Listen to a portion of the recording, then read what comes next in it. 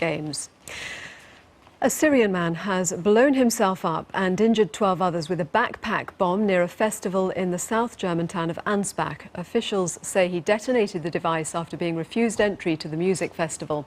It is not clear what the man's motives were, but it is the third bloody attack involving migrants in a week in Germany, which has led the way in accepting asylum seekers from Syria. Well, Yan St-Pierre is a counter-terrorism expert based in Berlin. Thank you very much for joining us, Yan.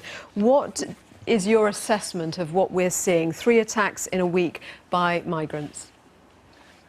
Well, not only, I would say be cautious with migrants. I would actually say maybe with a migrant background, because the perpetrator of the attack on Friday was born and raised in Germany.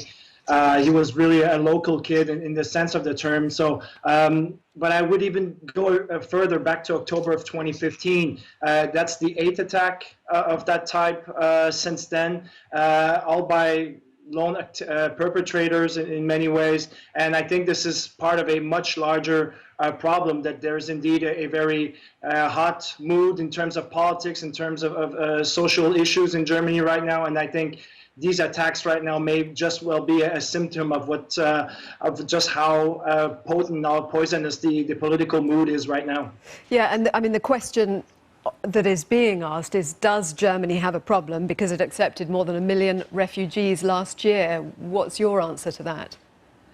Well, again, based on the attacks since last October, it's been pretty much of every type of background, every reason. From a lot of them were under 20, a lot of them were under 30, far right, religious. So Germany has a problem with extremism in general right now. It seems that for whatever reason, especially young people feel that the only way they can express their grievances is through violence, is through using weapons, bombs, guns, knives.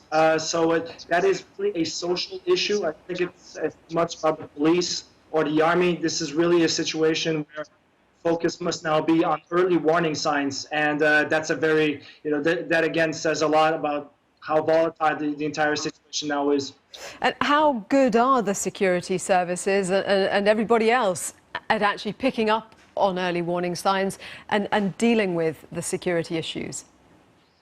Well, there was, in the early 2000s, and then spread out through the last decade, Germany has had a lot of run-ins with mass shooters, and they've made the gun laws much more stricter. Access has become much more difficult, but they've also focused a lot on educating, teachers, people in the workplace, different social workers on how to detect early warning signs in schools or in the workplace, to try to mitigate this and provide therapy or different medical services to try to help these people and prevent such attacks.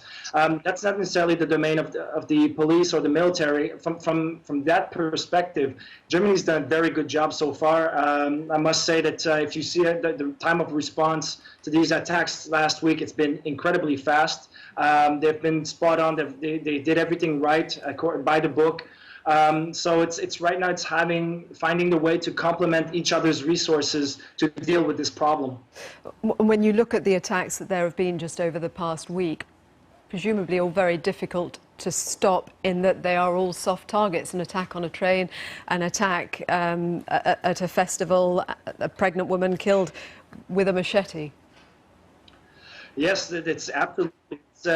Seems like the attacks are very circumstantial. The attack in Würzburg, for example, that was the young man jumping in a train in the area where we lived. The attack yesterday, the man had been living in Ansbach for 2 years now. The machete attack in Reutlingen, that's a different issue, but it's also somebody that was in the region. Yes, so right now it's really the attackers going with very familiar areas, not being sophisticated, trying to limit, basically grabbing what's at hand, except for the bomb. But it's really, there's planning, but not too much of it. It's very local. So yes, that makes it all the more difficult, because it's not something that's full-fledged, well-planned, where perhaps police or military or intelligence agencies could really get a good idea of. Oh, and what is the potential impact of all of this on community relations going forward? It will be bad. It's already right now in Germany. Like I said, the political the social mood is very tense because of the refugee issue, and this will only exacerbate it.